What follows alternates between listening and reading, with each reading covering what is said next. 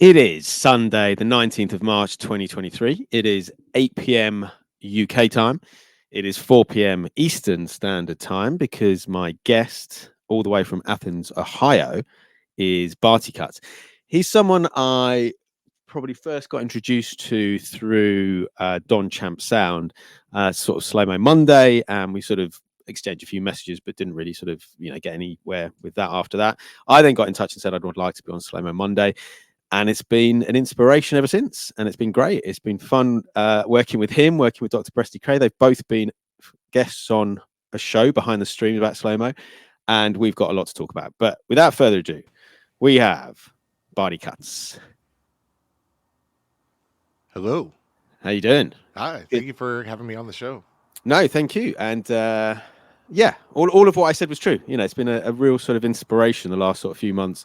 And being involved in slow-mo and the scene and the community, and you and Dr. Bartykutz and all the rest of it. It's been great. Yeah, I've been loving you just being a part of it every single week. I know you guest star only, let's say, half or one third of the nights, and they're always amazing sets. But you seem to be there like almost every single Monday, just hanging out, watching all the new guest sets that like people who've never done it before. It's been amazing. I mean, we'll talk more about slow-mo in a minute, but it has been amazing for me seeing people from like my 45s community, like Double P, Mr. Pate Mix, getting involved and guesting on Slow-Mo Monday. The sort of not I think it's been called a virus, but we're calling it a cult. The cult is sort of spreading, but it's so surprising seeing the people who pick up on it and want to go and run with 45s at 33. That's what's been really interesting for me. Yeah, once you start slowing down 45s, it's hard to stop. And it seems that at first people make hard rules like, well, you can only slow down a fast song or you can only slow down this song. Yep. But then the more you listen to, the more you just realize that everything will sound good. If it sounds good at regular speed, it should also sound good slowed down. That's a very good point, because I think when I first was doing it, I think we discussed before, I'd be at 33, but I'd sort of move it up plus 2%, plus 8%, whatever, just until I found it sounded good to my ear. And then when I spoke to you and Dr. Bartykutz on the show, you're like, well, we basically play 33 minus 8. And I was like, okay, right. So then now I've started playing 33s at pure 33, and they still work. The good ones do, which is amazing. Yeah, it's just like a good song is a good song in every way. People like to speed up music. It's always just, music's a fun thing that as DJs we get to play with time. It's probably the main, genre we work in. Definitely. It's sort of like pitch shifting. Yeah, and I mean that in every way, playing with time from just like, the length of a song. It could feel like it's an entire movie, or the length of a night out dancing, which is, 4 hours. Yeah. Might just feel like, 1 hour, and then like all of a sudden it's the end of the night. Yeah. I mean, it's interesting with slow-mo because for me, it's an hour. Well, it used to be an hour, the sets. Obviously, they're an hour and a half now. It used to be that the first sort of 10 minutes seemed to take forever. And then as we got towards the end, it then suddenly started to speed up. So it's interesting, the sort of time warping during one set or during an hour. I agree. I know you have to pause there for me to fill it in with something profound, but I agree. I just agree with what you said there. Yeah, and I think for me, we will get to your origin story in a minute. But I think the thing for me that's most fun is we did. It was my daughter's 9th birthday on Friday, and we did a birthday stream with the 45 kids on Saturday. And one of the things she loves doing is playing the Muppets Phenomena, that song. But we were doing it for Double P, and we'd play it at like speed it up and slow it down. So she worked out that if you put it at 45. I've got plus or minus 50% on these, so it goes crazy.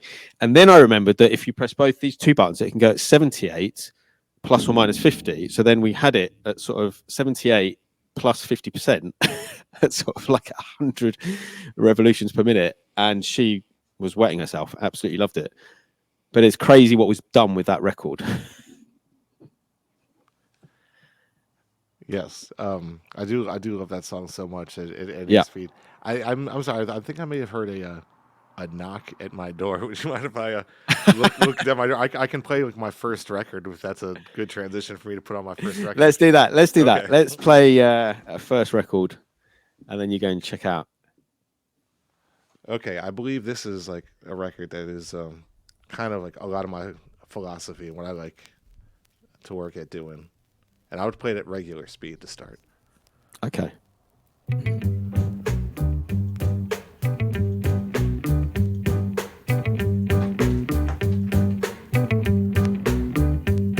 Take your time, take your time, take your time. No need to hurry. Take it easy, take it easy, take it easy. No need to hurry. No slipping, no sliding, no bumping, no boring. I want to ride into town. If you fall from the race, it's no disgrace. Just pick yourself from off the ground. Take your time, take your time, take your time. No need to hurry. No, no, no. Take it easy, take it easy, take it easy, take it easy. No need to hurry. For the road is rough. And don't you ever get stuck. Take your time, take it easy, take your time. Right, is this the time in the show where we go for the fade out?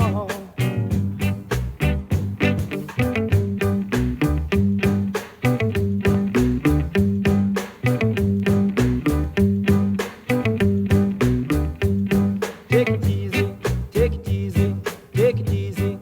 No need to hurry. Take your time, take your time. Just realised my mic was off. Let me try again. No need to worry. Yeah, I was I can hear saying you it fits perfectly for No slipping, no what you're sliding, saying no bumping, and the no lyrics. boring. I Perfect. want to And it's a great ride tune. into But also, town. I wasn't expecting you to open with a reggae tune. Yeah, when I was picking out my top 7-inches, there's a lot more reggae in there than like I guess I would expect too. But Take your time. I mean, it is one of the best genres that centers around the 7-inch single.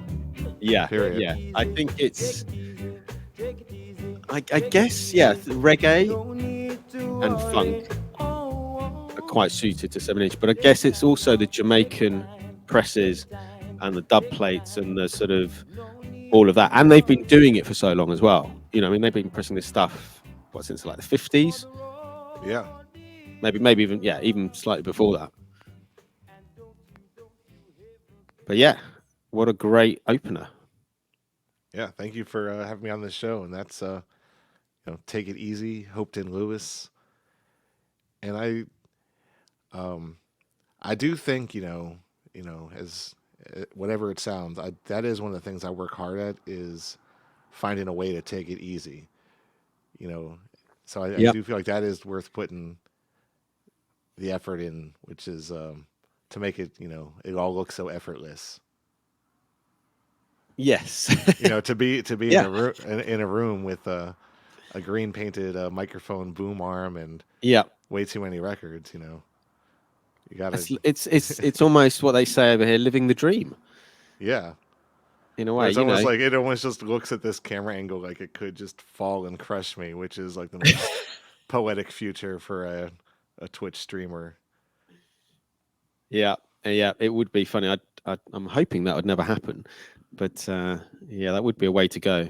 Killed by your own speaker boom arm whilst live streaming. Yeah, let's hope that doesn't happen. Well, hey, live streaming would be the best because people would be like, they know exactly like where I am. They'd be like, all right, let's check on him right now. Yeah. It wouldn't be hard to find me. No, so maybe that'd be good.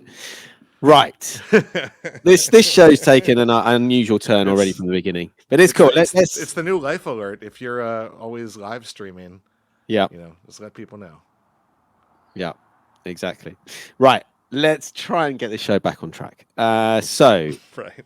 all back to my is the premise is that obviously if I came to your house in Athens, Ohio, I would see you and you'd say I've got these great 7/7s that you have to hear. So that's the premise of the show. But it also involves a little bit of interviewing.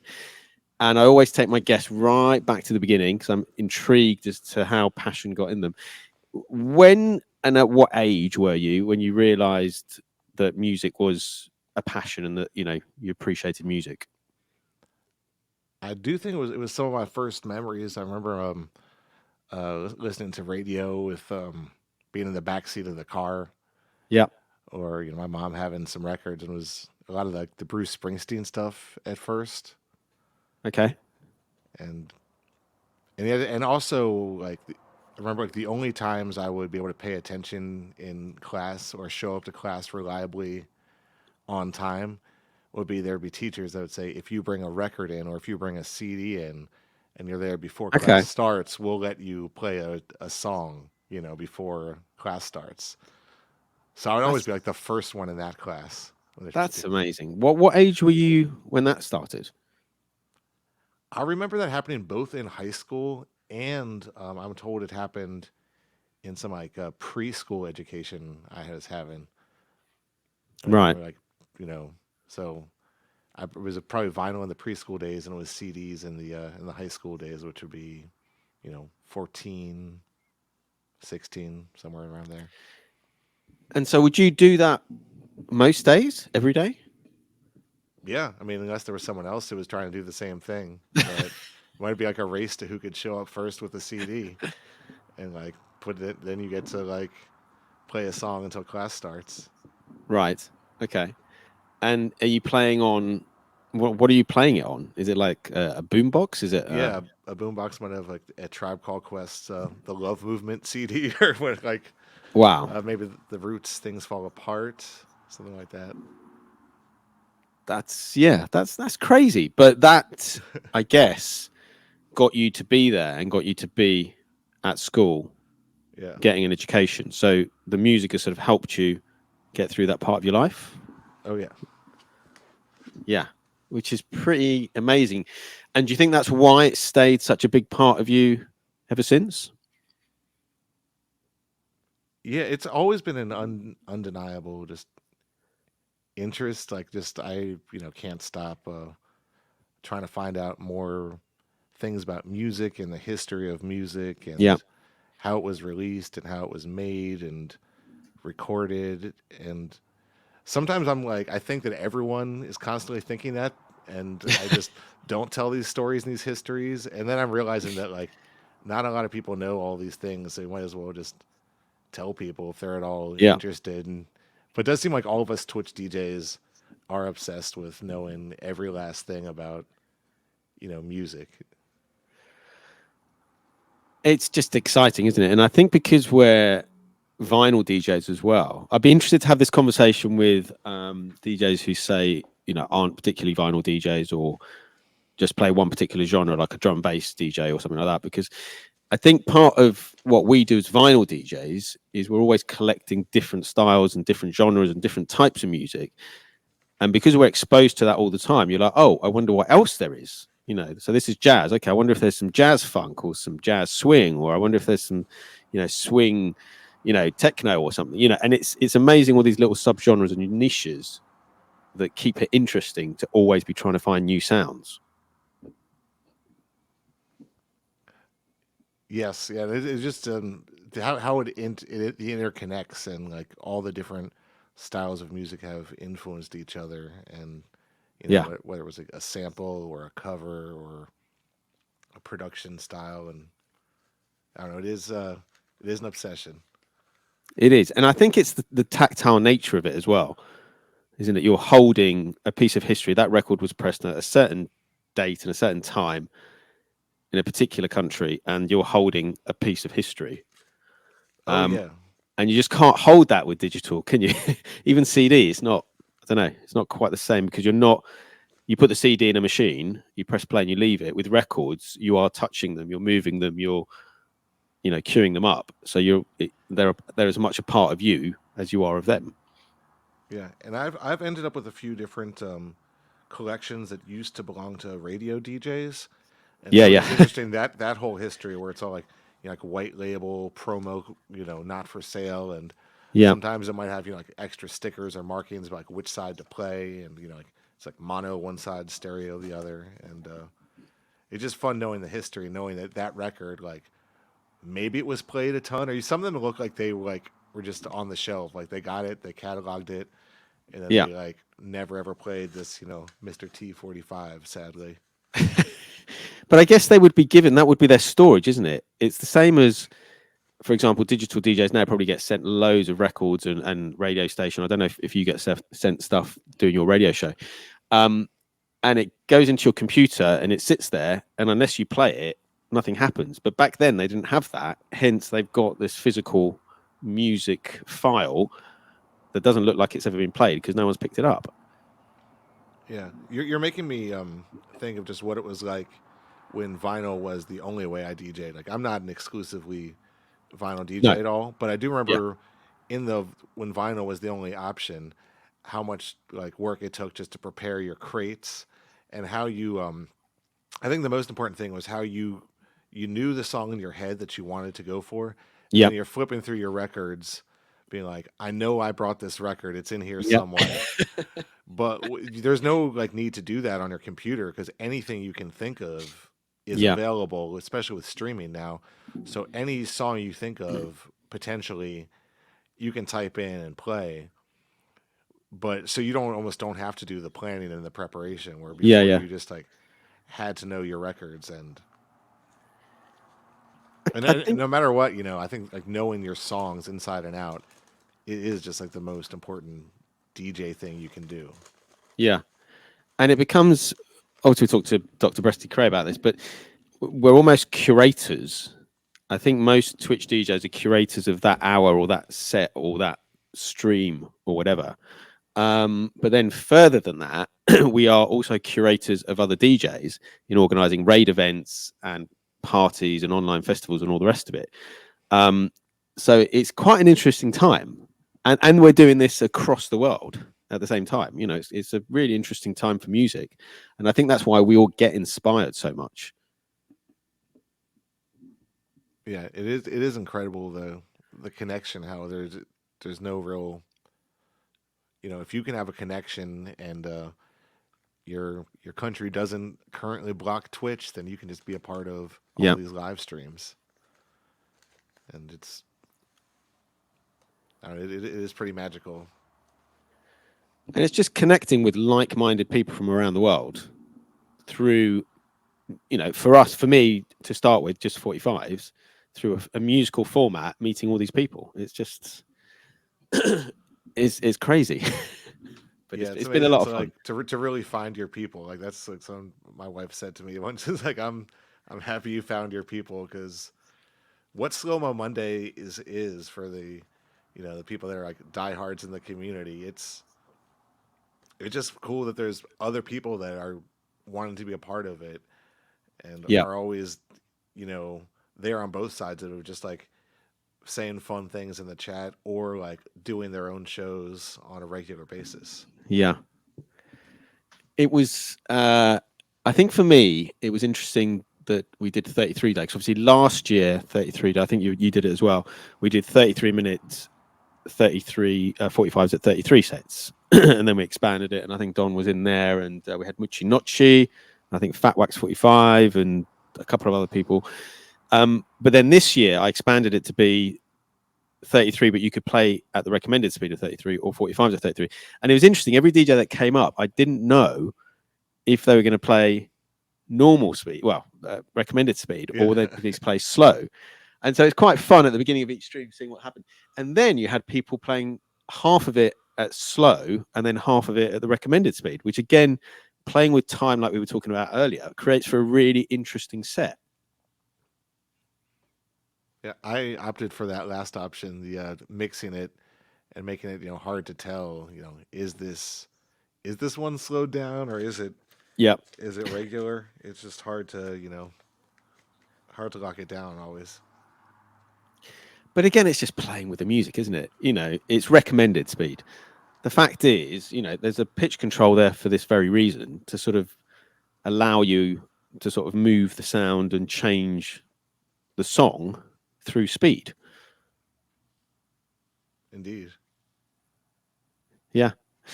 Right. Let us pause there. Let's have your second record. Okay. I think the second one, I'm also going to do a regular speed record. This is on Regular speed. recommended speed or whatever. This is on Reprise Records. And I just really love, especially the intro of this song. I think you're going to like it too. Thank you. I'm going to say hello to Twitch while we're here as well. Hello, Twitch. Nice.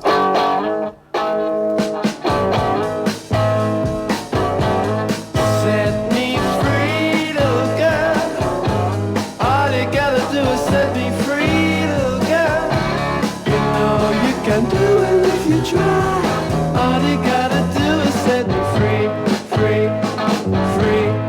Set me free, little girl.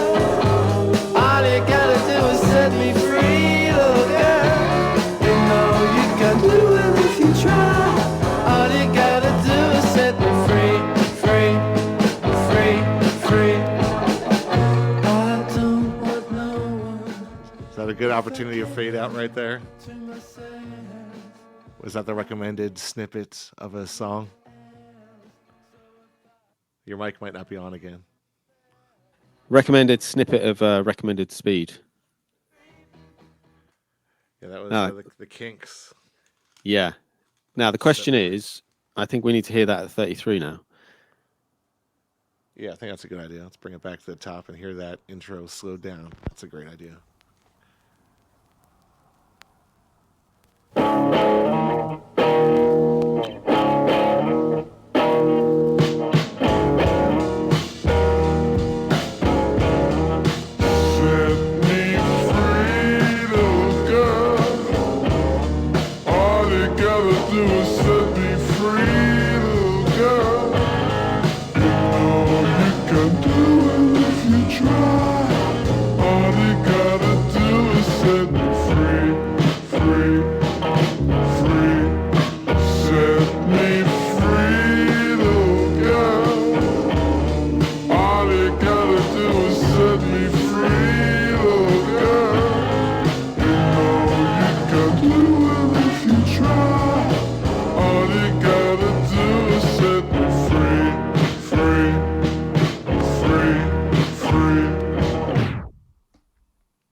Yeah, sounds Amazing. I think I almost prefer the 33. Yeah, once you start slowing down records, that's Yeah. usually the conclusion you come to with like, if you go like back to back, okay, is it better like this or like this? The 33 is gonna almost always win.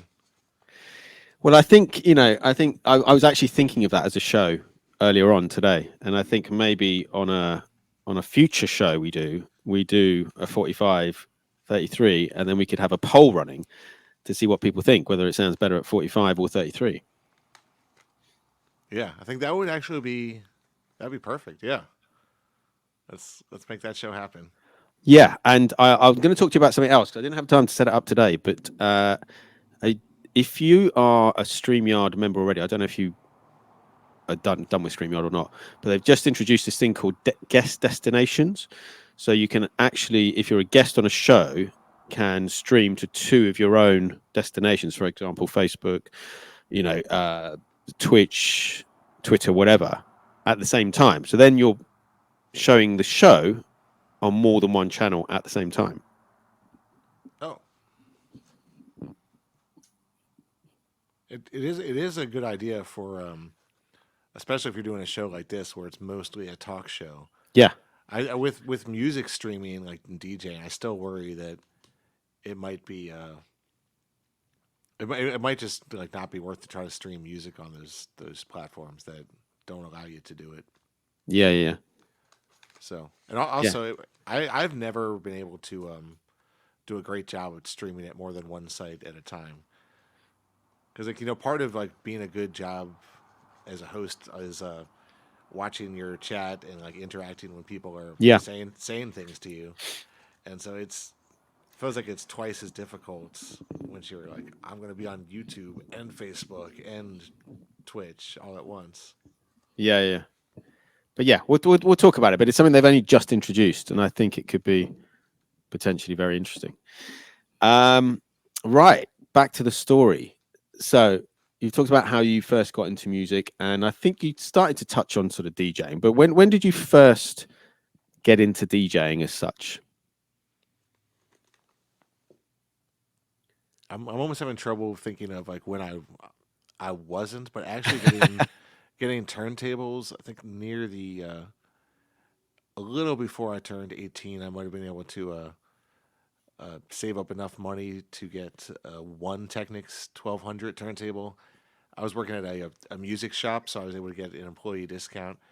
And I think I had like one turntable and like a Vestex mixer for a long time. And eventually I was able to get, a second turntable. I think I had an acoustic guitar that I literally like traded my acoustic guitar with a friend who had one turntable too, because he was dabbling in scratching and all of that stuff. And eventually was able to have two. Because I've heard Okay. From the start with DJing, when I was getting into it in the early 2000s, that 1200s just don't break down, and if you're gonna stick with DJing long term, like more than 5 years at that time, Yeah. they're saying like you're gonna outgrow any other turntable, and might as well just get this, and especially if you're talking like taking it like in and out of like the back seat of your car, maybe with no case or whatever, Yeah. Yeah. and like throwing it around. Now, like turntables that aren't as durable as them are perfectly fine turntables to be in a studio environment like this. Yeah. Yeah. But back in the day, I just know it was like 1200s, and like just if you get them, then you're good to go. I mean, I think it's definitely changed the course of DJing, hasn't it? The techniques. I mean, they've been going like 50 years, and if they weren't so well built and, like you say, lasted like tanks, then music might have gone a different way. It's just interesting that Yeah, because the quality was there and you could rely on them, it helped fuel DJing, and especially sort of turntablism and all of that. So yeah, it's amazing that they managed to pull it off and build something so amazing that's lasted 50 years. yeah. Well, it was too amazing because they couldn't sell anymore because everyone just Yeah. bought a pair and kept them forever. Maybe you'd buy like a second Yes. pair if you're Yeah. really doing good. You have like your like home pair and your like gigging pair Yeah. or your Yeah. backups, but then that's it. And I think nothing has replaced this in any other DJ gear. I'm going to move my mic a little closer. The best sounding and feeling button in any DJ hardware ever. Yeah. I mean, that button right there is it's what DJing's all about. It's Yeah. just pushing that start and stop button. Yeah. So what sort of age were you then when you got your Technics and you had a Vestax mixer? You said, is that right? Yeah, I think around 18 by the time I got 18 and 19 by the time I got a full setup together. And I remember like just hanging out with friends that had their own setups and like going to their basements, maybe watching some VHS tapes of like the Invisible Scratch Pickles Yeah. Yeah. and all that. I was definitely a big fan of like Hubert's Wave Twisters and Yeah. Yeah. listening to Dr. Octagon and you know super into just like scratching. We know you just have one Yeah. turntable and you're like not playing in front of audiences. That was like the first thing that got me. And not that I really progressed that far, in that technical direction. That is a big influence of mine. Just got me into Definitely. Again, DJing. it's playing with sound, isn't it? And at Yeah, different speeds. Obviously, the moving of the record back and forth and slowing it down, speeding it up, and chopping it up. Again, it's turning it into an instrument. So it's not only amazing for playing music; it's amazing for being used as an instrument with records. That's another thing. It's been an amazing thing. yeah. The whole turntablism thing is I don't know. It was just so inspiring back in the day, and it still is. Like all the beat juggling, all that. I wish I was a little more, It's hard. advanced. That It's yeah. so hard. I can fake it a little bit better when I'm doing it on Yeah. the rain turntables and have the cue points ready to go. Yeah. But yeah, Yeah. doing it back in the day without cue points. Yeah. I think vinyl is much harder, isn't it? It's a lot harder. But yeah. Okay, cool. Let's have another song then. Let's have another one. Okay, I think it may be time to slow one down. Okay. So From we're going to start at 33. Yeah, this one I remember playing at the only time I really did a set of slow down music in front of people at a bar, and I was kind of like a benefit show for something that I don't remember. I was opening for a pretty cool rock and roll band. Maybe there was like a couple rock and roll bands after me. I forget the exact context, but this was the opening set, and it was all just slow down 33s, and people said that they just kind of felt the effects of it, like Right. a day or two later. They were still kind of like hearing music in the grocery store and thinking that it was slowed down. Brilliant. So, Amazing. Oops, I didn't play it from the beginning. It's harder to DJ from a chair that's below the turntables, but I like the challenge.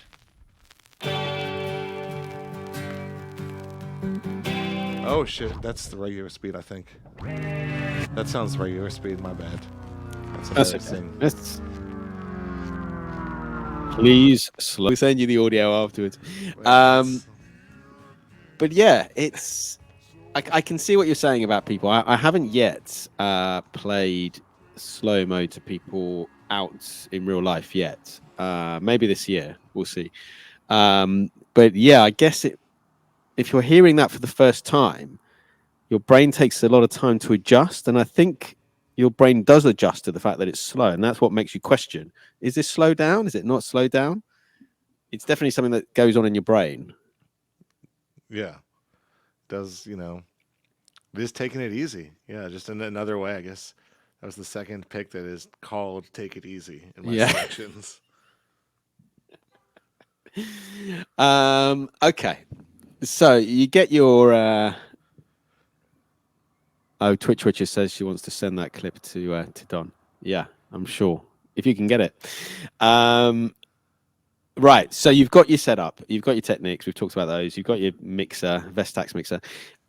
When do you first start getting sort of gigs in real life, and where were they, and what were you playing? So it's a 3-in-1. Okay, I think my very first gig was a high school party for the cast of this rock and roll revival, which is like a big production where there was like a 2-act thing with like singers, dancers, musician doing like just covers of classic rock and roll songs, like costumes, right? The whole set being built. It was a pretty impressive thing, and I got to do a cast party. I think I had my Vestax mixer, my 1200, like whatever my first 20 records were that I was like in my DJ crate, and a Discman with like the Y adapter and some backup batteries just in case. Okay. Yeah. So just like I had my CD wallet. I'd be like playing songs and trying to scratch over things, and I think eventually, like within that, and that was in my high school days, and I went away to college here in Ohio University, where I still live 20 years later. When I was DJing, house parties, and also going out and seeing other DJs at bars. I think just seeing from my very first party, like how people react to Madonna, and like there's a difference between like what an audience of party people does when it's a Madonna record playing, or you trying to scratch the beep and fresh sound over Madonna. Or like I don't know, over like a Dr. Octagon record or whatever. Yeah. I was trying to squeeze in. I don't know. Like you got to definitely make bad choices. On like Well, I guess you've got to learn somehow, haven't you? Yeah. And it's learning two things, isn't it? Firstly, it's learning what a crowd or a bar or a venue is like and what they want, but then also what you are comfortable and what you want to play as well. It's those sort of two things you're learning, isn't it, as you go through your sort of DJ career? Yeah. And now, yeah, coming full circle, like this Twitch, which is saying, like, now it's like, it sounds like a good idea, like playing Dr. Yeah. Octagon in the club. Like, I would do it now. Like, Yeah. Blue Flower is like, oh, amazing song. Yeah. Prince Paul remix too. Yeah. Yeah. Dr. Octagon. Yeah. I don't know if he's got any ready. Twitch. Have you got any Dr. Octagon ready? Oh, I wish I did. I do not have any Dr. Octagon on 7-inch. No, I don't think that very might carefully be... picked out my definitive 7 here. No more than 7 in here. Yeah. Okay. And so how did that go down then? That sort of initial sort of DJing experience? Firstly, I assume you must have enjoyed it, otherwise you wouldn't carry on. But how did the feedback go? I'm trying to remember back to those earliest days. Yeah, I must just, at some point gotten kind of like hooked on the reaction of people, having a good time to music that you also like. And just, I guess it is some triangulation, like you were saying, of the music that a crowd is going to react to and the music that you really enjoy. Because you're not just like trying to like follow the crowd, because that's just, that's endless. You got to kind of just be wherever you're at and have wherever you're at be like also kind of where they want to be. Yeah, and almost let people come to you and find you. That's one of the beauties of Twitch, isn't it? That we've all got our own individual channel that promotes us, but also promotes the music and promotes our sort of beliefs effectively. But it's interesting that we've all able now to just do whatever we want online. It's a real luxury, isn't it, as a DJ, to be able to play literally whatever song you want to play. Yeah, it is. It is fun that we get to do that. It is, and that people also are like generous enough to like give us support on top of that. Yeah, there are just regular subscribers and all of that for whatever reason getting rid of the advertisements or whatever, are like, this is like worth whatever. Like, I get free Netflix from this person, I'll do this instead. Yeah. So I don't know if that answered the question, but thanks to Cut Class for alerting us that Bear Witness. He said that. I've remembered that I might have it. It might be down here somewhere. But I don't know where it is to find it now. But yeah, I will find it for you, Twitch. That's the problem with having too many records. You've got something, but unless you've got a very good filing system, which I don't yet. I'm starting a filing system. I've got, right, so that top shelf is covers, so I know that's cover versions, and then down here I've got like a funk, and then I've got a hip hop, and then a reggae, and then a reggae box. So that is sort of organized a little bit, but other than that, it's just random music, which I like, because then you go digging and you just don't know what you find, and then you come around, oh yeah, I forgot I had this, or right, I haven't played that for a while. So it's constantly refiling and moving around your music. Yeah, what I've found is helping is getting the label makers with just rough categories. So like they're not really sorted, but I just have like rough categories, and some of my favorites are here. I have like a couple crates or squares of 12 inches that are 45 RPM. Yeah. And so if I need to slow down any 45 RPM 12 inches, they're all right there. But 2 is not enough. I'm going to need to start a third crate to hold them all. Definitely. I'm just going to say hello to, we've got MC Clancy in the house. We've got Cut Class, and we've got Gal Shoestring Sound System. What section does a funk cover go in? I would put it in my cover section, I think, just because I like playing covers. So that's the answer to that one. Let's have another record. I think we're on number 4. All right. This one is one of my first favorites, 45 to slow down. It's probably like my second favorite, or my first favorite. And are you playing it regular or 33? I think we got to just start slowed down. Okay. We got to start slowed down for this one.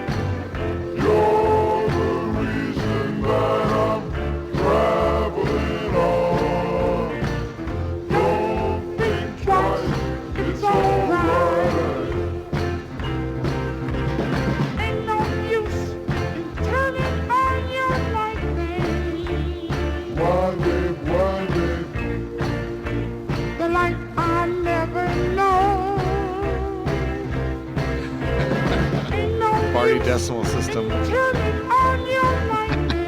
I want to congratulate MC Clancy on making a new Instagram account. I was DJing this weekend and someone came up to me and was like, "Did you hear that MC Clancy has a new internet account?" And I was like, "No, I didn't." And then I went home and I saw that it's called Count Clancy, and it's a whole thing. But someone alerted me in the middle of DJing this just 2 days ago about it. I'm going to have to find that. Count Clancy. Yeah. on Instagram. Oh yeah. There's just like a one like welcome post so far, but it shows a lot of promise of future posts. Yeah. Well, I'm going to give Big MC Clancy a shout out. You sent me, I think, maybe it was before the show we did with Dr. Bresty Cray, a link to the documentary, Who is DJ Bartykutz? Yes, I believe it's called I Am DJ Bartykutz. I Am DJ Bartykutz, that's it. Yes. And yeah, I really enjoyed it. It was really cool. It was a really cool documentary. It wasn't too long, it wasn't too short, it was about right, and it was fun, interesting, bit quirky, bit off the wall, and perfect for who you are, I think. Well, thank you so much. Yeah, it was a really a well done piece of work. It got accepted into the Athens Film Fest. Oh wow! The opening was like, it was a pretty intense and amazing event. There was a lot of people there wearing jumpsuits as well, and it was a moment. Wow, you mentioned it. I hadn't mentioned it yet, the jumpsuit, but obviously you wear them regularly, don't you? Pretty much every day. So I unplugged and I missed the last 5 seconds actually, but I heard jumpsuit and then every day. So I can. I said you've got a jumpsuit, so you wear them all the time. So I've sort of got the jumpsuit on as well, as I knew you were coming on the show.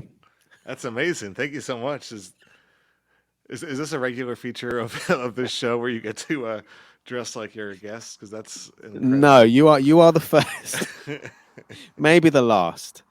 But I love it. This is incredible. We will say, because you've got a birthday party. Has it happened already, or is it coming up? And people are going to be wearing jumpsuits, aren't they? It is coming up at the end of the month. Oh yes, I'm going to make like the promotional flyers for it, like today after the end of episode 43 of All Back to Mine. Yeah, I'm going to make the promotions, and there's going to be many surprise guest DJs from around Twitch that are going to be awesome making it to Athens, and I think we should be able to stream it live from the venue, and all of the sets will be here. And that'll be a Sunday, April 2nd. Okay, yeah, that's my big Sunday. 40th birthday party stream. When does it start? What time? It should start at 6 p.m. and go till Eastern. 2 a.m. Eastern. Yeah, so it should be a long. All right, so I may catch the first hour or two because of the time difference. But yeah, cool. I'm sure you'll be recording it if it's streamed. So hopefully I think that we should be able to get the recordings locked in. Yeah. So Barty inspired me to own 3 jumpsuits, and Twitch is saying you're special. I've never seen 45-day dress up. This is an inspiring show. It is, yeah. I have dressed up once before for a Halloween stream. We did 45 Raiders Halloween, and I had like a Halloween mask, and it was like a flashing light, and I came on, and there was some problem with my microphone. They couldn't hear me, so I just looked like this sort of person dressed up as a Halloween scary thing without any sound, and it just completely lost the effect. I gotta say, shout out to your moderators too. We're really amazing at pinning and highlighting comments. Like, great job. Yes, Twitch is awesome, as is Double P, Sunday Get Down, Sideshow Mall, Jaffool, Mocktac, everyone. But it's part of what makes Twitch so amazing, isn't it? Because yes, it's a channel, it's one person generally running it, but without moderators, it would really struggle, wouldn't it? I mean, you've got who do you have in your as your mods?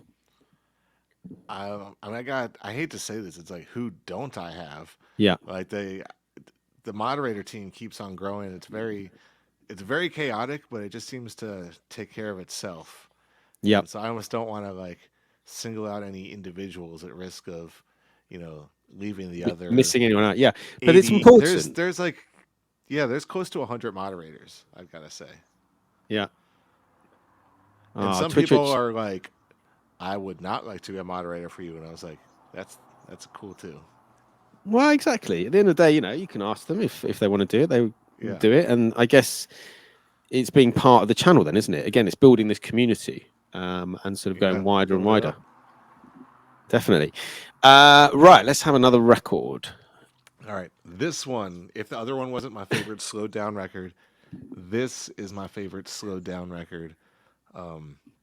It's kind of a longer one, and it does kind of take to the middle to really get to its sweet spot. But once it gets there, it never lets you go. Okay. Amazing. But it's just, I think what's most amazing is, I was thinking about it while I was listening to that song. So we're able in 2023 to broadcast a show where two men in jumpsuits from different countries listen to music at the non-recommended speed, and people tune in. Imagine someone dropping in now who'd never met either of us seeing this. Yeah. I mean, what can I say? Like, we're either super nerdy or super cool. We're so cool and under the radar that I think it's probably the nerdiness. I think that's the truth. I feel like there's no choice though. This just feels like it's vital. It's yeah. It's what we need. Yeah, and it's interesting you say that, because I find when I'm doing a slow-mo set, because it sort of does slow the rhythm of your body down, because obviously the music's much slower and everything else, and because time sort of expands, it does almost give you a bit of a reset and time to think while you're listening to the music, because it gives that extra space. It gives your brain a bit of space. I don't know. Does that make sense, what I'm saying? Yeah, it does. Like, there is more space between the beats. So I guess like the imperfections of the music just are the show more, just like the swing or whatever, you can just hear because there's more space between everything. Like, sounds that you might even think hit at the exact same time might hit one right before the other, and it's more pronounced when it's slowed down. Okay. Now, you, I think, explained to me on the Behind the Stream show, and I was trying to explain this to Cut Class, who was in the chat earlier, but I couldn't quite remember it correctly, I don't think. You said that records are pressed in a certain way so that the bass is in certain parts of the groove. Is that right? Yes, this is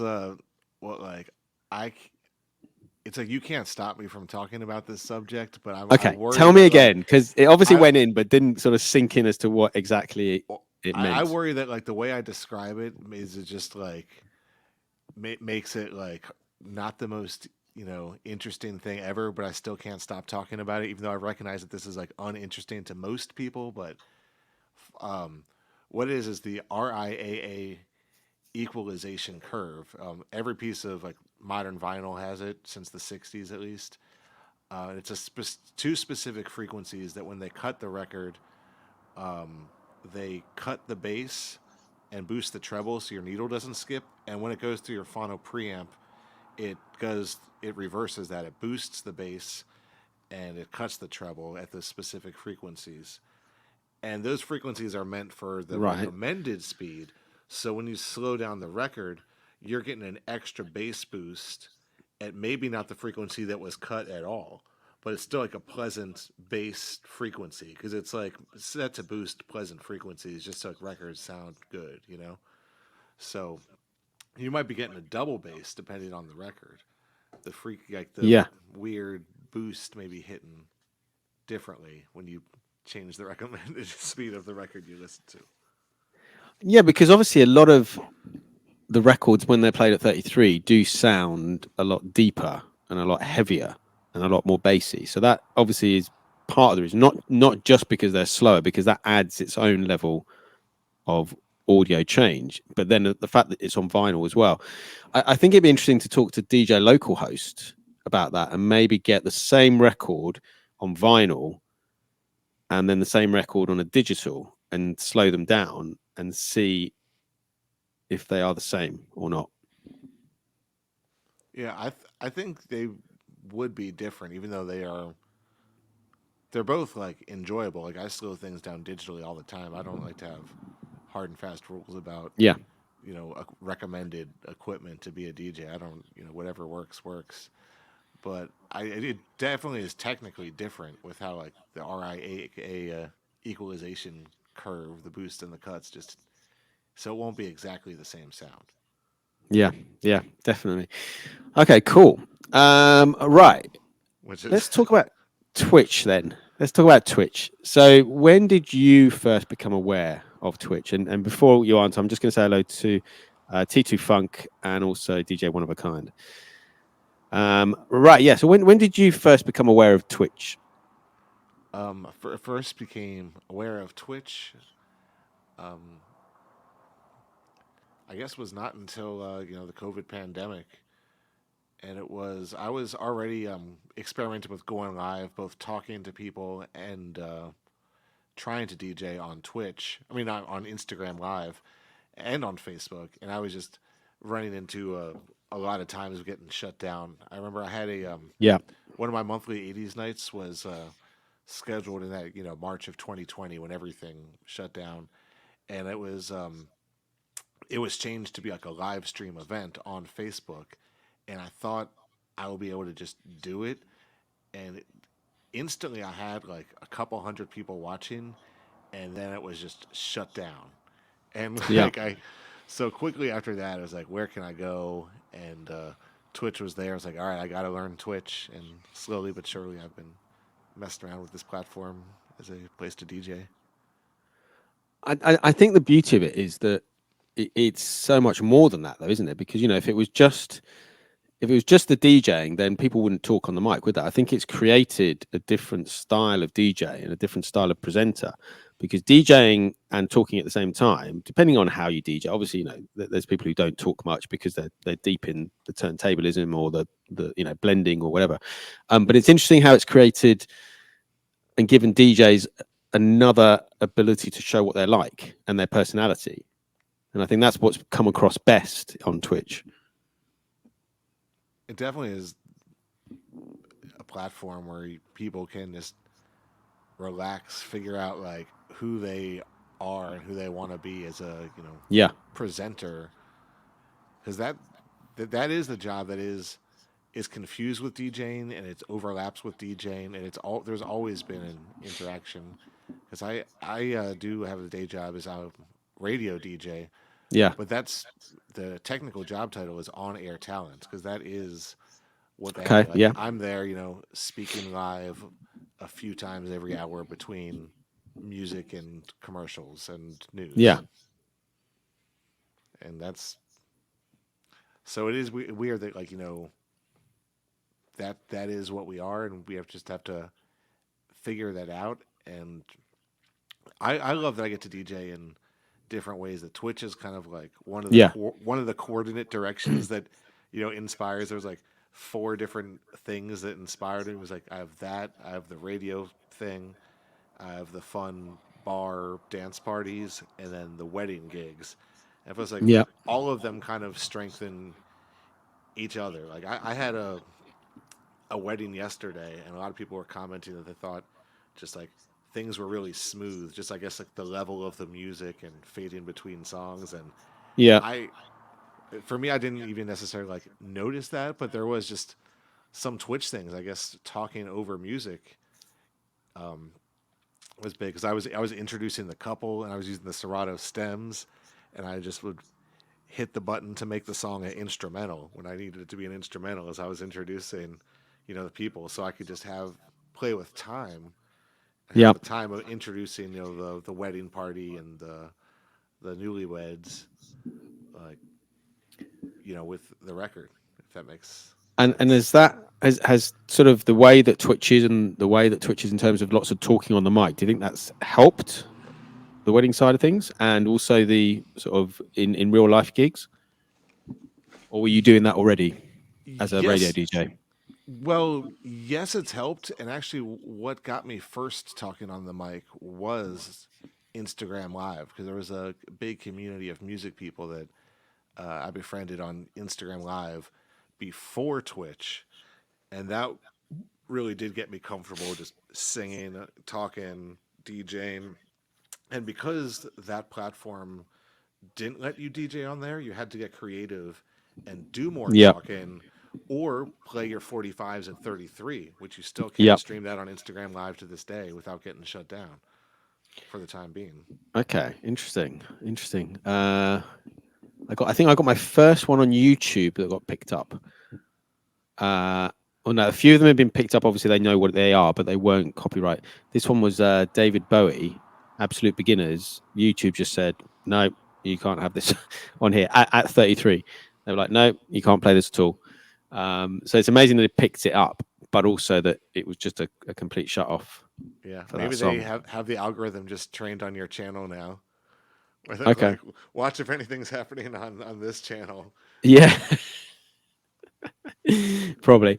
Right. I'm going to ask you to put one more on, and then I'm going to go and grab some water very quickly. All right, I got I'll solo you. a great record for you. You could turn me up on your speakers while you're grabbing some water. I'll be back.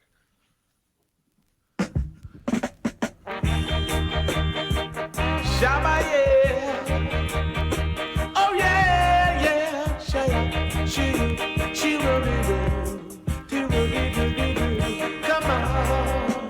I'm in love with a girl named Pat.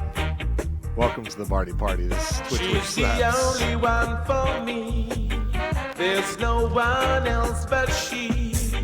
I'm in love with a girl named Pat. She's the only one for me. Can't you see? I'm in love with her, my friend. Oh yeah, day and night I go to my bed. I think about her, I can't even sleep. I'm in love with a girl named Pat. I go to work in the morning. I can't even do my job because she's on my mind. Because she's on my mind.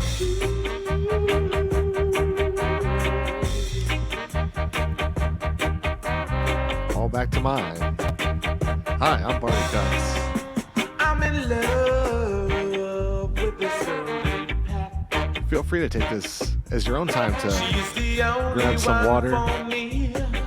Your own time to Seems like I'm have a stretch, going maybe. out of my hair. I think about her day and night. I just don't know what to do with myself. Another reggae tune again. You're surprising me with the reggae. Yeah, it's always been one of my favorite styles of music.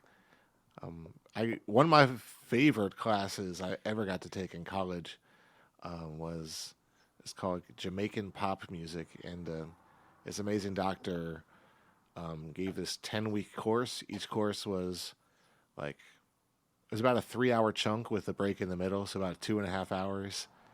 Right. And I didn't take a single note in the class, and I remember everything. He would make us a mix CD every week that we could copy into our iTunes. We would borrow it from the music library and rip his CD into MP3, and that was what the class was. Every period of Jamaican music, from the ska, the music before ska. He went into all the eras really in depth, and it was an amazing class. I mean that sounds like a great Twitch stream. Yeah.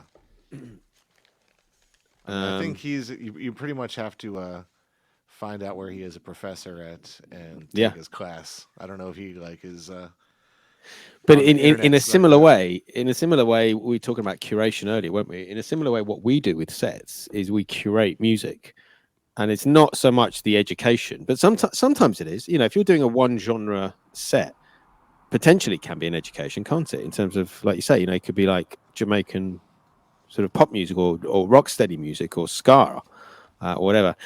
Yeah, Shoestring saying can hear cogs turning in my head. Oh, I thought I misread it as hogs, and I was like, hogs, that's pretty funny too. Yeah, I can't hear hogs turning in my head. But yeah, well, no, but that's the thing, you know, and like I said to you earlier at the beginning, you've been a big inspiration, and certainly with the slow-mo stuff, it's been really interesting. Another thing that's inspiring that you're doing is the call-in show. So if anyone's watching who doesn't know about that, give us a brief overview of your call-in show on a Thursday. Sure. Every Thursday, I get up super early, 6 a.m. Or actually, I get up at 4 a.m. But the show is 6 a.m. till noon, and I take phone calls. I have a Google Voice number. I also have, Twitch guest star and other ways to connect through Discord. Discord, yeah. And people just call and request. Originally, it was only 80 songs, and then I expanded it to or disco songs, and I expanded it to also songs about telephone and phone calls. Yeah, I like So that it's one. like it's kind of like a wide ranging just music, and people just talk, and it seems like there is some overarching narrative. A lot of people have it on as their background while they're working. Yeah, And I've done that. repeat callers that call back week after week, or just call back up Yep. multiple times in the show, and there's just stories that seem to evolve, and it seems like we figure out a lot of planning. It's kind of like a brainstorming session for ideas on Twitch. Like it's Yeah, we're always kind of borrowing and sharing ideas from each other and just building definitely. different Yeah. types of shows or raids or promotional, ideas. Some that are still like being developed that we talk about, but are still just being worked on, being made. Yeah, but it takes time, doesn't it? You have the initial idea, Yes. and then it takes time to work out how it's going to function and what format it's going to take. And sometimes these things take a long time. I was talking to you earlier about my podcast. I've been thinking about it for about a year or so, but now things have fallen into place. So potentially it's going to happen, which is going to be cool. But I'm just going to pause there and then play this because I've got something to play you. Love most about Barty's call-in show? What I love most about Barty's call-in show, aside from the fact that Barty himself has to get up at 6 a.m. and deliver, so he has to be a good boy the night before and get his rest, is just how different each week can be, week to week, how unique that is, how people's personal connection with music really comes through in their phone calls. And, like the community that comes through, the way it's building, like seeing great big raids come through like that, it just makes me happy for him. And it's a super fun show to watch, period. It's like everyone gets their own TV station. It's like UHF, What is it like having a call-in show with a good friend that you're able to be part of each week? It's funny because when I first called Barty's show, I remember I was like trembling because I didn't really know much about the Twitch community or anything. So like the call-in show very much started at my first attempt to be a part of the community in a larger way. So I mean, it's great that we've been able to literally develop our friendship over these calls and also plotting, scheming, planning. Like I've told you in my interview with him previously, we came up with a lot and still continue to come up with a lot of things through just chatting on the phone. And I really love that, the community kind of looks forward, I hope, to me and Barty working shit out live on the air every Thursday. What has been your favorite request for a song so far on Barty's show? Wow, that is the hardest question. What is my favorite song request on Barty's show so far? I'm scratching my head. I have to say, when Lionel Richie calls in and dedicates shit to me, that makes me feel very warm and fuzzy. I love it when I get to hear anybody dedicate to anyone else in the Twitch community for any reason.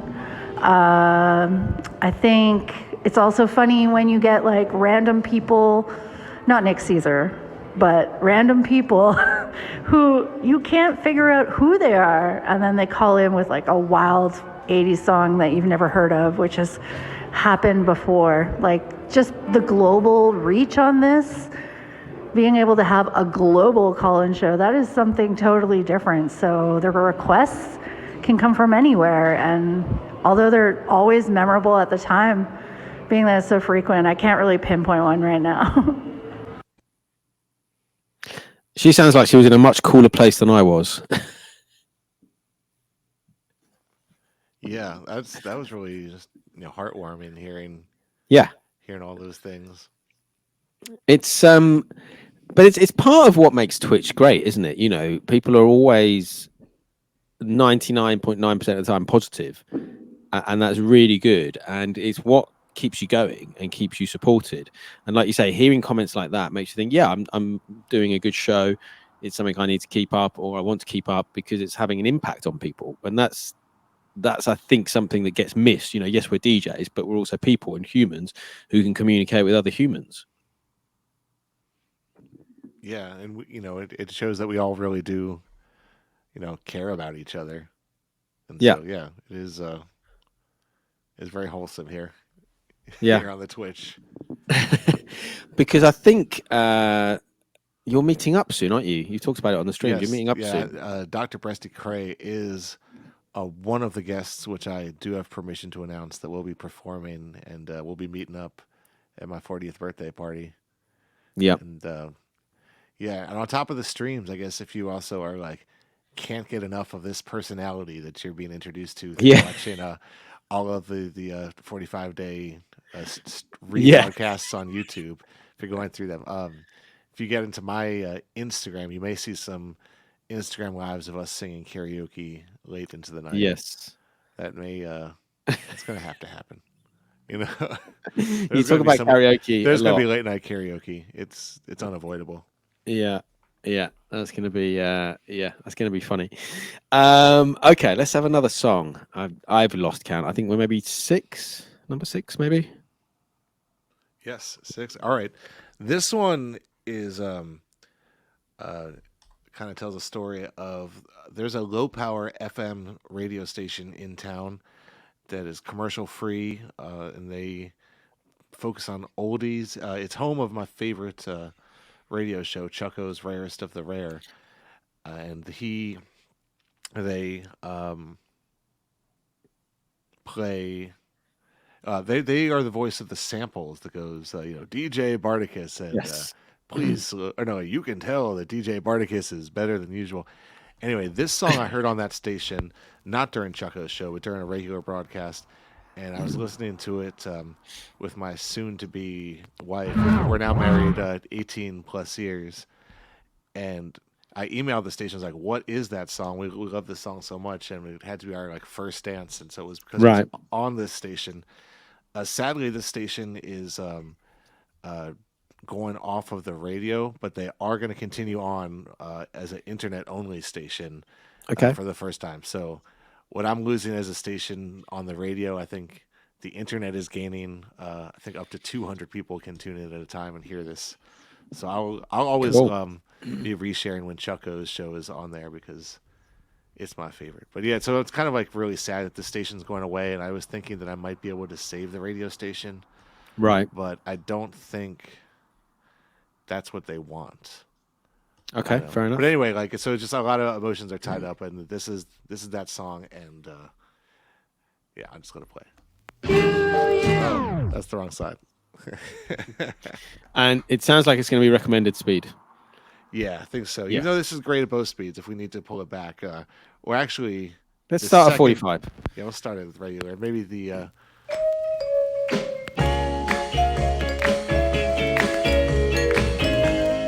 Good at any speed, right? Yeah.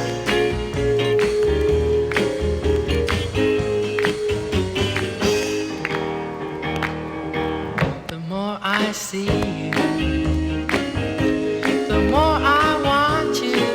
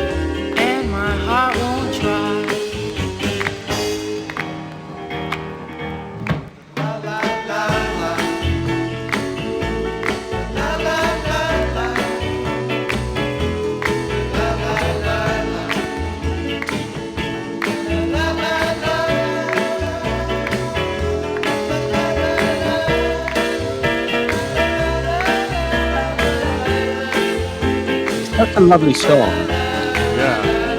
I It's don't got the know. best la la la's ever, right? It has. Yeah, they are really good. Live, Can yeah. you imagine I was gonna say I'm not sure. how much I love you? Okay, hold on. The more I see you as years go by,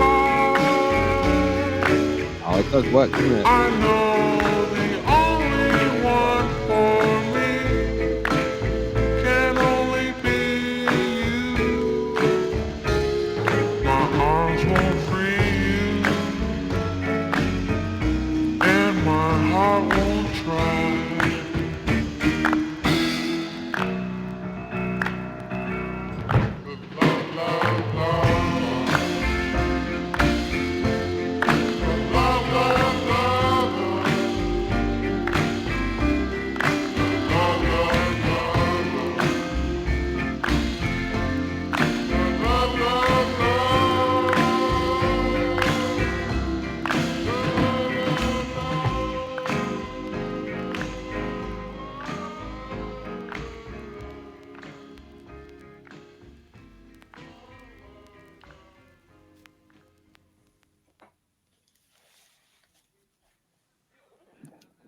I think that works. Both. I wasn't sure. I was like, I'm not sure it's going to work at 33, but I think it worked quite well. Yeah, those hand claps and those la la Yeah. la la's, like that's. I can't think of a song with better la la la la's. Maybe It's, the Delphonics one, but yeah. the thing Is about that the the one that Delphonics sampled? song "La La La Means I Love You" Yeah. is the strength of the song isn't in the la la's themselves; it's the whole song, you know. But those la la la la's on their own are just, I Yeah. think, the best ones. For some reason, though, it did make me think of this song. I don't know why, but I don't know. It's quite because it's quite a sweet song, Yeah. and this one's quite sweet as well. It's not easy being green, having to spend each day the color of the leaves. When I think it could be nicer being red or yellow or gold or something much more colorful like that.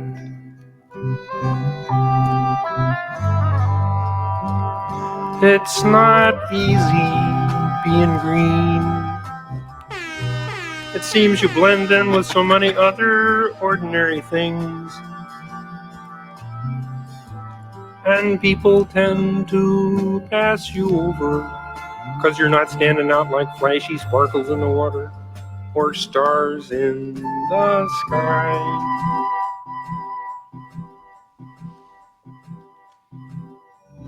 But green's the color of spring, and green can be cool and friendly like. There's definitely something about the Muppets being slowed down. And green can be big like a mountain, or important like a river, or tall like a tree.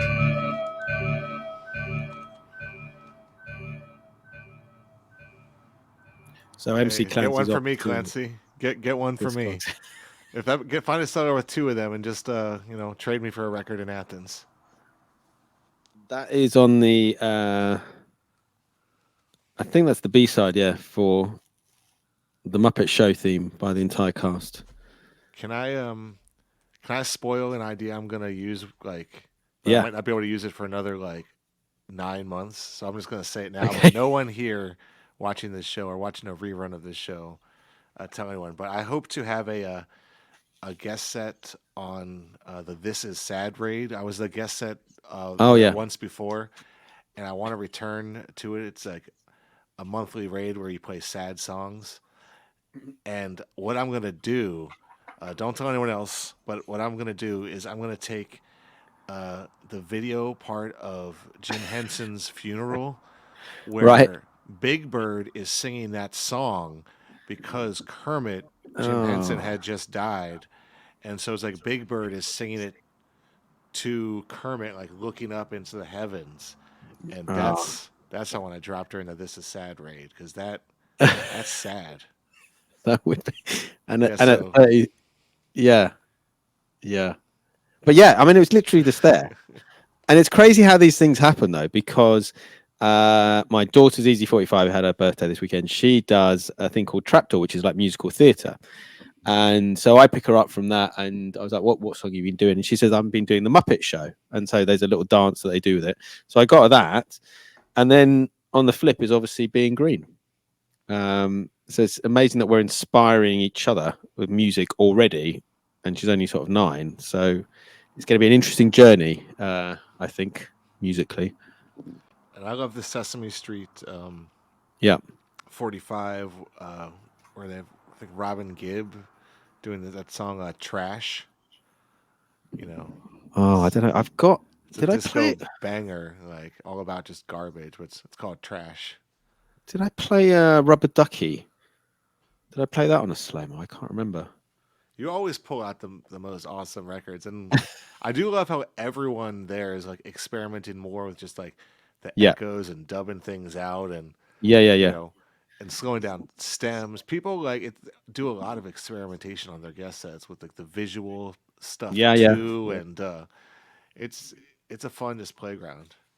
Yeah, Clancy knows all about trash. Yeah. I mean, I don't know. I mean, is it literally just us who's doing this sort of stuff on Twitch and online?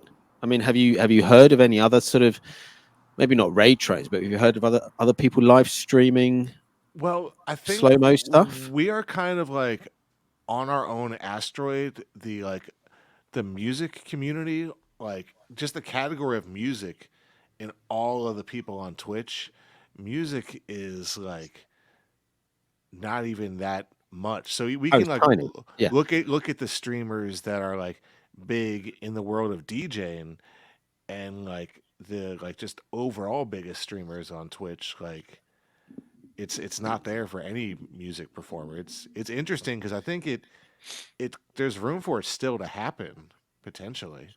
Yeah. One thing I'm thinking of is I was watching Friday night really late DJ Nighty's birthday party, Oh yeah.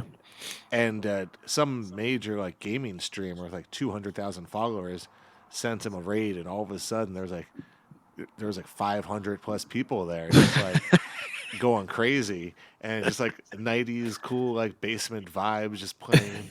cool shit, and like all of a sudden it's just like 500 people. Yeah, it was like super late at night. It was wild. So how did that go? Did the sort of gaming community merge well with the sort of music community?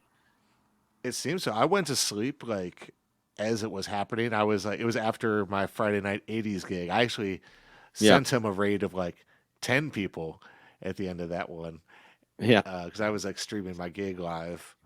And then by the time I got home, I was like in bed. I was like, let me pop in the headphones and see how his show's going. And then like all of a sudden he got, near 1,000 people in a raid. Because And that like that people stuck around. It seems like it was, and everyone was buying subs and being super supportive. It was like a ton of wow. people there, and they're all like throwing gift subs at him. I mean, that's amazing because the gaming community is completely, it's huge. Like you say, the music community is tiny, really tiny. Yeah. So it's interesting to see, and I've spoken to people who watch Twitch but not DJs. So, for example, I've got some friends who watch gamers, and then they were telling me about how the communities are, and then you've got teams in the community. It sounded really technical, like almost like playing a game within the chat against other people. So, crazy stuff. And then there was this other person I was talking to who said, I was like, what do you watch? She said, oh, I watch this particular streamer. I can't remember the name. And I was like, what do they do? And he was like, oh, he just reacts. He just reacts to things.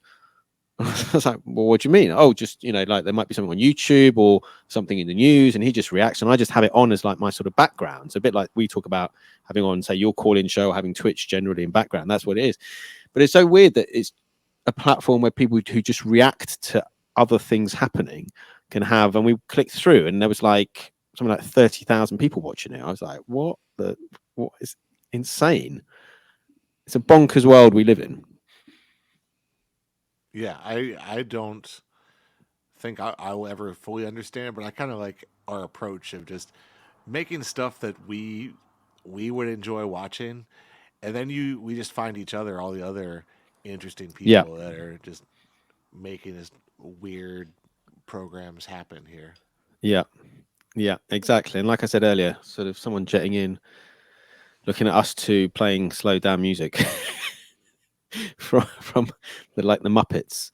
With our jumpsuits. Well, I don't. Yes, pretty niche. Thanks again for it's a special a special costume. Yeah. Special costume. No, it had to be done. There was one at my parents' house that I was using for something else, and I was like, oh, of course, perfect. Right, let's have record number 7. Oh, we're already on number 7. All right, it's all right. We're gonna have. I know you're gonna know this one. There's a bonus 1 or 2. Yeah. Yes, boss. One of my favorite reggae tunes ever. Police in helicopter, I search for marijuana. Policemen in the streets, searching for cali weed. Soldiers in the field, burning the cali weed. But if you continue to burn up the herbs, we gonna burn down the cane fields. If you continue to burn up the herbs, we gonna burn down the cane fields. Soldier in the herb field, burning the cali weed.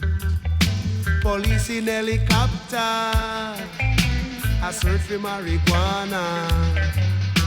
Policemen in the streets, searching for cali weed. But if you continue to burn up the herbs, we gonna burn down the cane field. If you continue to burn up the herbs, we gonna burn down the cane fields.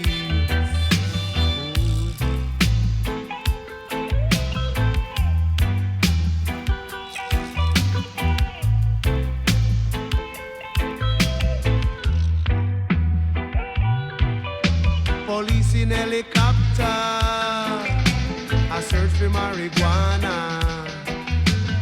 I mean, Policemen in the street, I think it does have to be done at 33. searching for cali weed. Policemen in the field, burning the cali weed.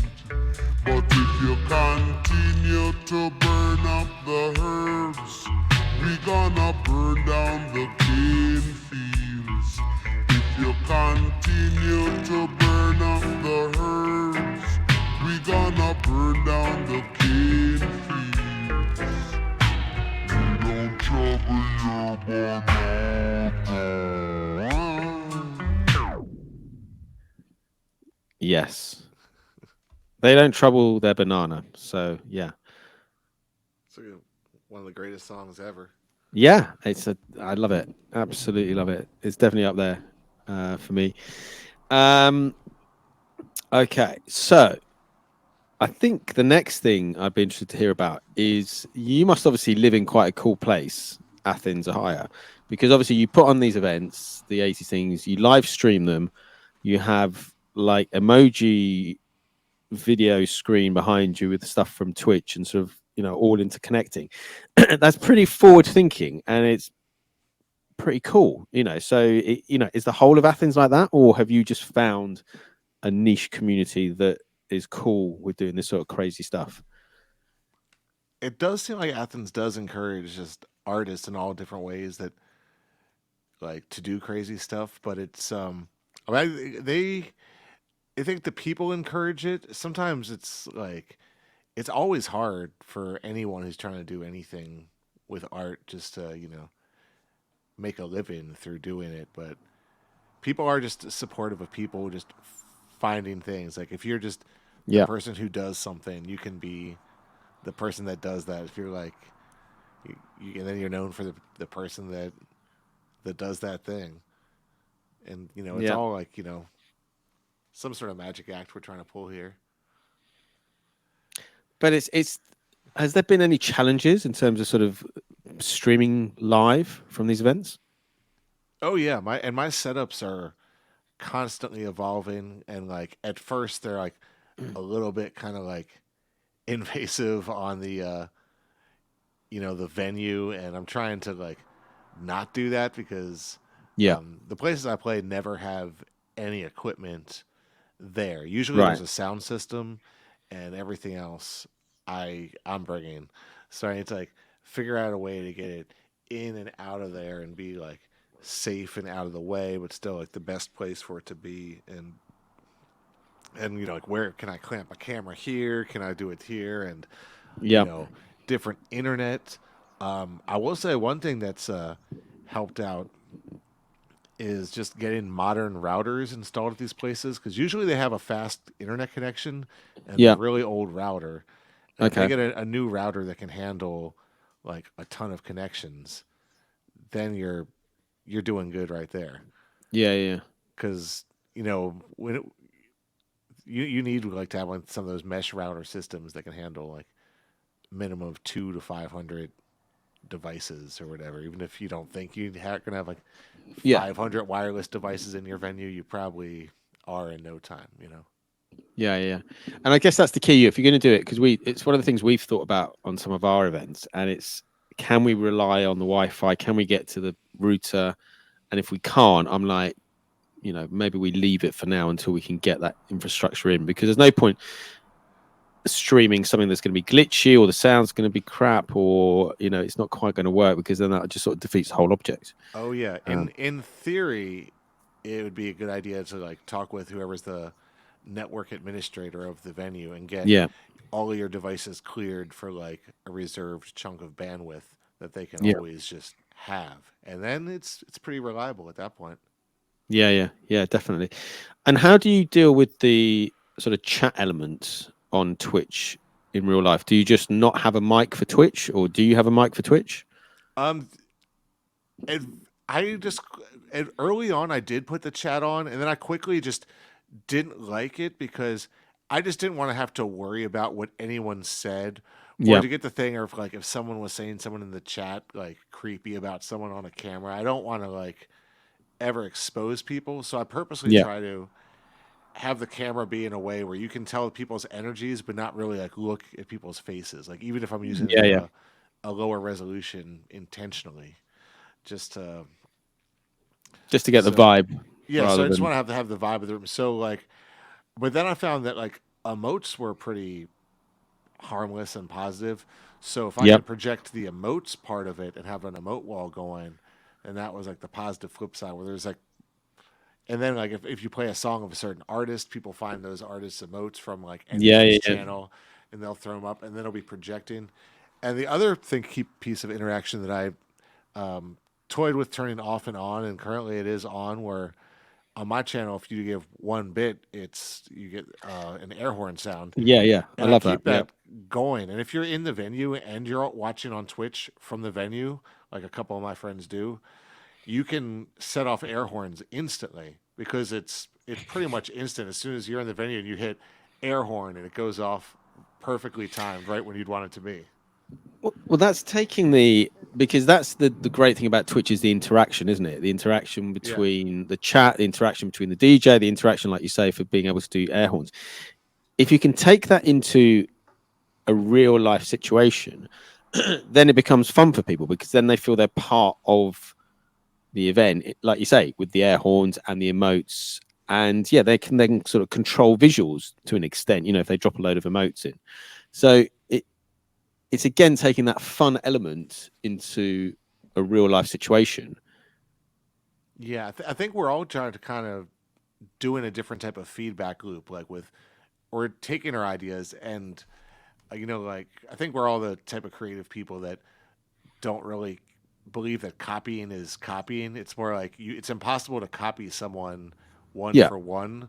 So yeah, our yeah. like failed Just attempts at inspired. copying are what's gonna like spark innovation and new Yeah, amazing ideas. My whole call-in show was a direct ripoff from Ricardo DJ and has a late night show, Love Songs on the Twitch. And I talked to Ricardo, I was like, I want to do this show. And the reason I do it at its hours are because it's the only hours I'm guaranteed at this current time to have just nothing else going on. I don't have Yep. early morning hours. I don't usually DJ on a Thursday morning, except that is going to change. So I have to figure out. Just I have a show in 2 weeks where I did take a gig, so I'm going to have to like do something else. I'm going to ask Yep. them this week. We'll figure out what it will be. I take my problems to the call-in show. Yeah. People call in and help me think through it, and then we come up with answers. Yeah, but that's the best way, and it's also the inspiration, isn't it? And like we said earlier, you just don't know what a little spark of comment or a little idea is going to take you, and how things are going to end up. You know, it's just sort of going along for the journey, isn't it? Going along for the ride and enjoying it. That's the main thing. It comes across that we're all having a great time on Twitch, and I think that's part of the positivity. Yeah, and just finding ways to being open to it because these ideas are all out there. So we're just kind of building upon each other's ideas and making things happen just for our own entertainment. And it's weird. I can't Yep. watch almost any shows or almost any movies, but you know, Twitch either as a background or a main thing. Like the Twitch DJ shows can really like hold my full attention and do a good job of holding half of my attention because sometimes I do have my alternate account. Shout out to Barty at work that I just Yeah. use to watch Twitch streamers while I'm at work at the radio station. Yeah. And I have my mixing board set up so I can like punch one button and switch between listening to the regular radio live on my good speakers or listening to Twitch Amazing. live on the good speakers. And I do that, and then I just monitor the radio and like the tiny built-in speaker into the mixing board. So I'm like still monitoring the radio live as you have to. You know, Yeah. that's your That's gig. your job. Yeah, On air talent. yeah. But as I'm at work, I'm also lurking in the Twitch. Yeah. Yeah, but that's the other thing, isn't it? I think when they first started, obviously with lockdown, people were working from home. And I think for a lot of people, certainly for me, I work a lot more from home now than I ever used to. And I still do, just because it works. And it means I can be doing my work that I need to do, but I can also be listening to Twitch or, you know, hanging out. And it's sort of allowing you to focus on the work, but also have other stuff going on. It's quite an amazing thing. Yeah, and I know you just brought up your work. That's something that I'm sure a lot of people would be interested in if you were ever to like, you know, answer people's questions about what your job is and how much you're able to talk about it. I'm sure people Yeah. like that. I don't know if there would be any sort of future avenues for you to be like answering questions from people. that may well be a future show, because I think there's another 45s DJ who's in a similar line of profession to me, but he's in the States. So obviously, it might be quite interesting for me and him to speak actually about this because we're doing the same job in completely different countries with different pressures and different things. And that could be an interesting show. Yeah. And we're both 45s addicts as well. So I will speak to him and come back to you about that. Yeah. It's funny for 45s. I specifically resisted getting into them for a while, and I would ignore them. But Right. then I was renting this house, and the address was actually 45 and Yep.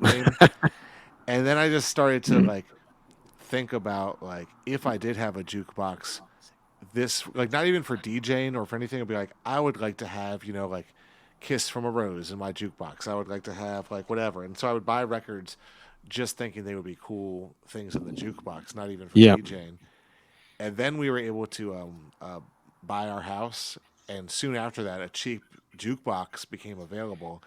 And Well, there all you of go. a sudden, like I have a jukebox, and that's and just filling it full of like fun records is and inspired by this radio station I was talking about, Week Radio, WEAK. Yeah. Filling it full of just stuff that reminds me of that has gotten me just buying tons and tons of records. And It's an addiction, and I think it's interesting that you said that you see 45 in the sort of address, because now I see 45 in sort of all over the place. You know, I look at my clock and it's like 20:45 or whatever. It's almost 21:45 now, bizarrely. But yeah, it's just interesting that it's this addiction that gets you. Right, let's have a bonus record, and then we'll probably talk about one more thing. A bonus one. Okay, I guess I have one ready. You got one lying around. I could have a bonus record.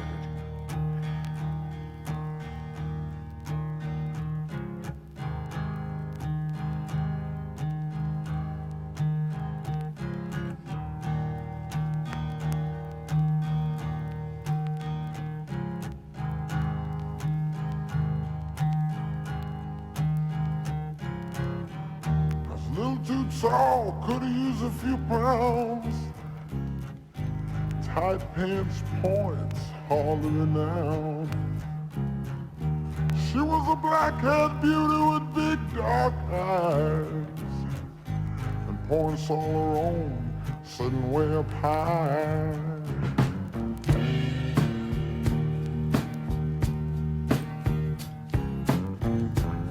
Way up front and high. Out past the cornfields where the woods got heavy. Out in the back seat of my '60 Chevy, working on mysteries without any clues.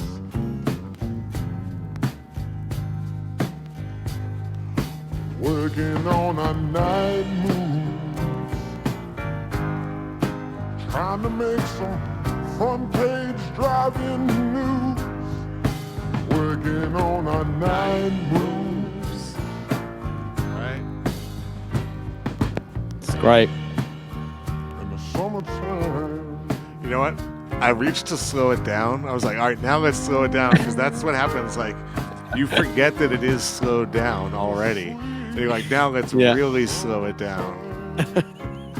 So if I did have one of those turntables that could go minus 50%, Yeah, that'd be wild. be nice. Yeah, it's again, it's amazing what comes out of that.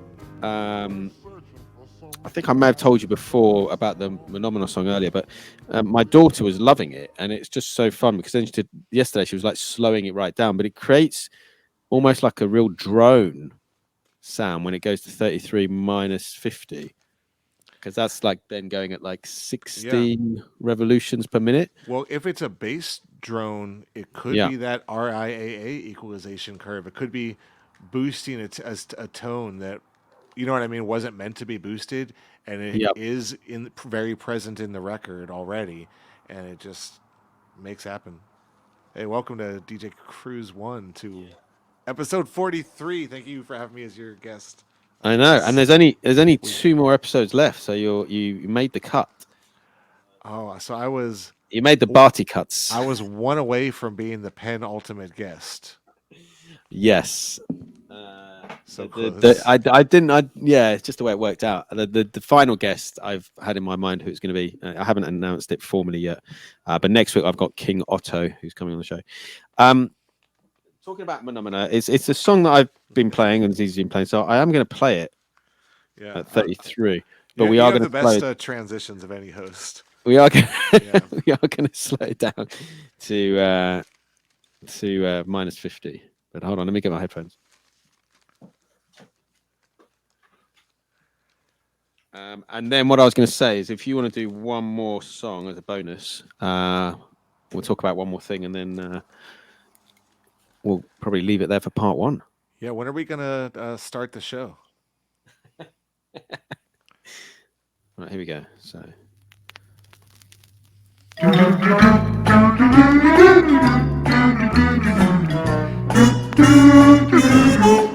It's just so much fun.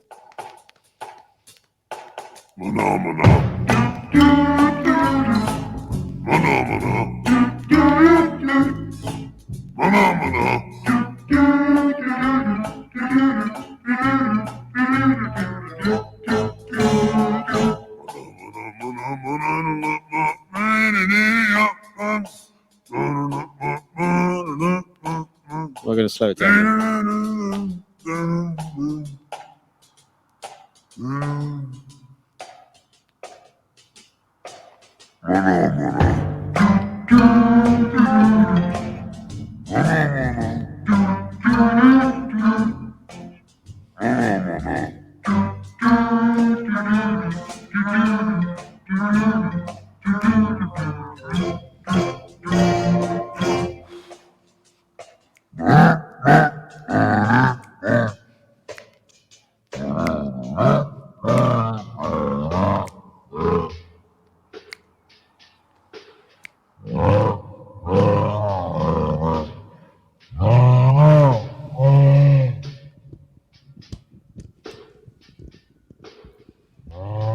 It's a proper drone, isn't it? It's nice.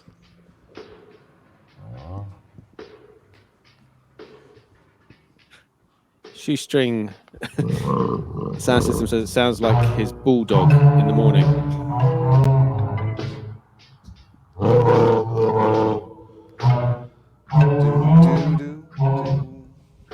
It's just a little.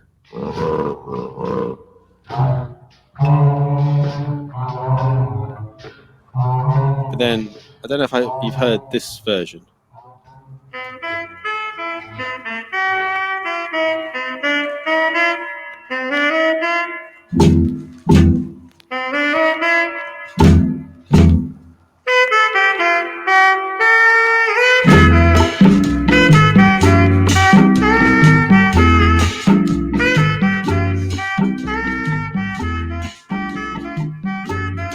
Got to give a big shout out to DJ One of a Kind Andre, who played this in Brighton, and I had to get a copy from Italy straight after.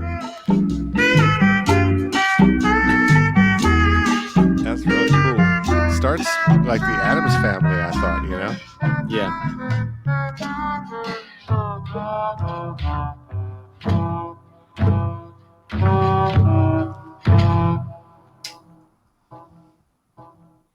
Okay, enough of Phenomena, I think. Can there ever be enough of that song? I don't know. Yeah, exactly. It's one of those songs that I think for the rest of my time will make me laugh. So it's, yeah, those memories are there. They're deep in there. Right. So have you got one final bonus record? I think I do. By another Jamaican artist, Dennis Brown. 80s jam too.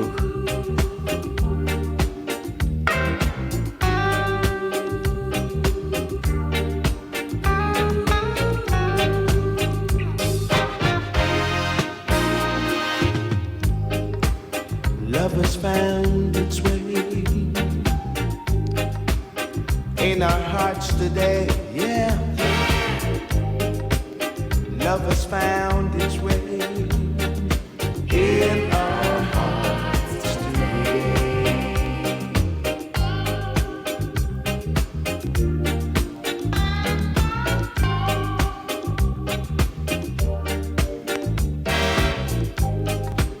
When your love is beautiful, there's nothing that can go wrong.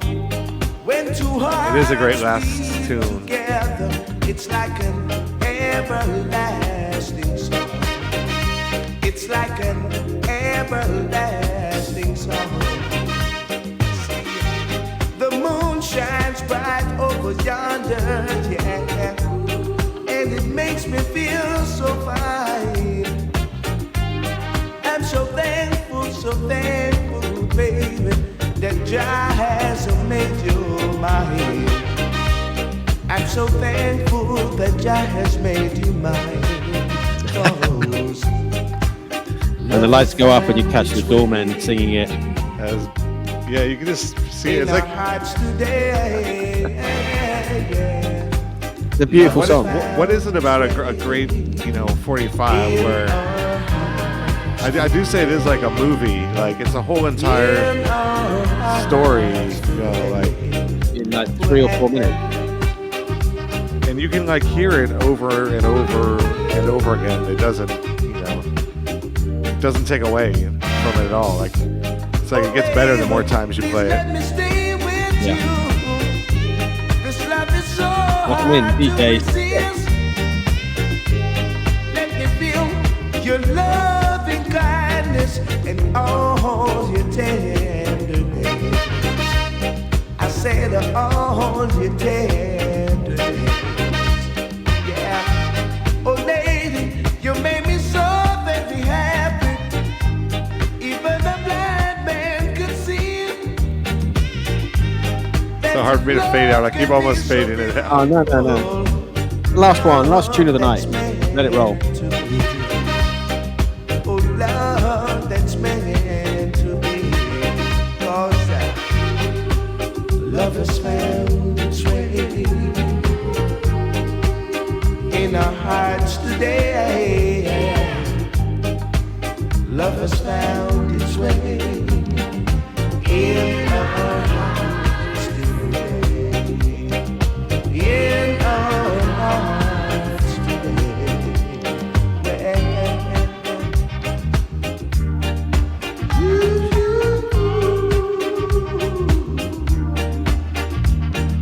Oh lady, you bring me up, you bring me up.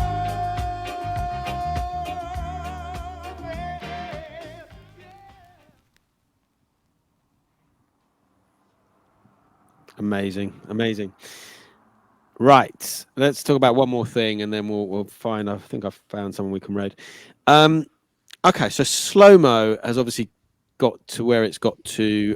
Started obviously with you and Don, and then Don, I think he's honest enough and said, he just got a little bit, couldn't do it any longer.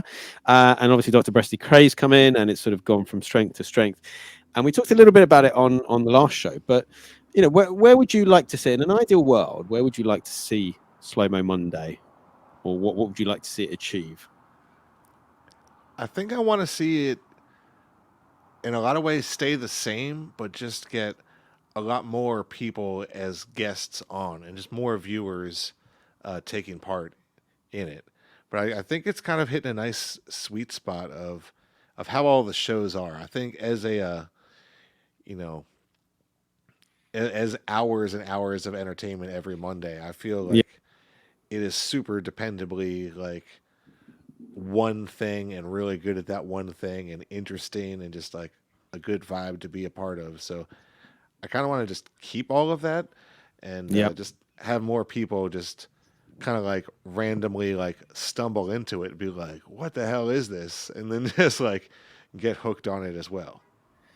Well, that's the thing. I think once you hit 33, you either love it, in which case it sort of, takes you over, or you don't get it, in which case you move on. But having said that, we've discussed that there was Seaside FM who wasn't really into it to start with, and then they were on the show.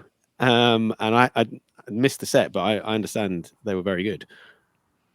Yeah, it was an incredible set. And yeah, Seaside at first, I think, had a like kind of like they're almost like just like repulsed by, I don't know if that's too strong of a word, but just like I could never like slow down a record. And then I think just like kept coming back and be like, well, this is pretty cool, and then pulled off just an incredible just going to say, because all of the music that Seaside FM does it's so much fun for me because it's 90% at least stuff I've never heard. It just sounds like amazing. Maybe more like 98% stuff I've never heard. Well, it's stuff you've never heard, and unless someone plays it to you, it's unlikely you'd ever find it, because you're not going to go digging for that sort of music in a record shop if you don't know what it is. Yeah. I mean, to be honest, city pop, I hadn't heard the phrase till relatively recently, but it's really cool.